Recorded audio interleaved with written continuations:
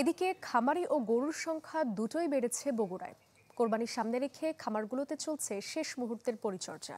যদিও গোখাদ্যের দাম বৃদ্ধি ও বড় গরুর চাহিদা কমায় লোকসানের আশঙ্কা করছেন তারা। নগদ পেমেন্টে 500 টাকা পর্যন্ত ক্যাশব্যাক আর লেনদেনে প্রতিদিন ডিপ ফ্রিজ এবং ঘন্টায় ঘন্টায় এসি টিভি সহ দারুণ সব গিফট। এবার খামারি ও গরুর সংখ্যা দুটোই বেড়েছে বগুড়ায়। কুরবানির সামনে রেখে খামারগুলোতে চলছে শেষ মুহূর্তের পরিচর্যা।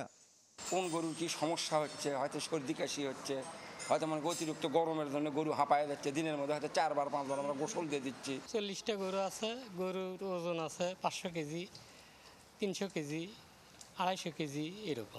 যদিও গোখাদ্যের দাম বৃদ্ধি ও বড় গরুর চাহিদা কমায় লোকসানের আশঙ্কা করছেন তারা। দেখে ইন টোটাল হিসাব করে আবার কর্মচারীর বিল আছে, কারেন্ট বিল আছে, দিয়ে 10-12 লাখ টাকা পড়া যায়। দেখা যায় বিক্রি করতে গেলে ওই টাকাটাও আমাদের হয় না। আর বড় গরু সবসময় আপনি পেয়ারের মধ্যে থাকালে, কারণ বড় গরু নেন, বড় গরু তো লোকজন আপনি নিতে চায় না। তবে আশাবাদী প্রাণী সম্পদ কর্মকর্তারা বলছেন, দেশব্যাপী চাহিদা থাকায় ন্যায্য মূল্য পাবেন খামারিরা। এগুলো বগুড়া থেকে ছাড়াও কিন্তু ঢাকা, চট্টগ্রামে চলে যায়। আমাদের টার্গেটটা কিন্তু বগুড়া কেন্দ্রিকই নয় শুধুমাত্র।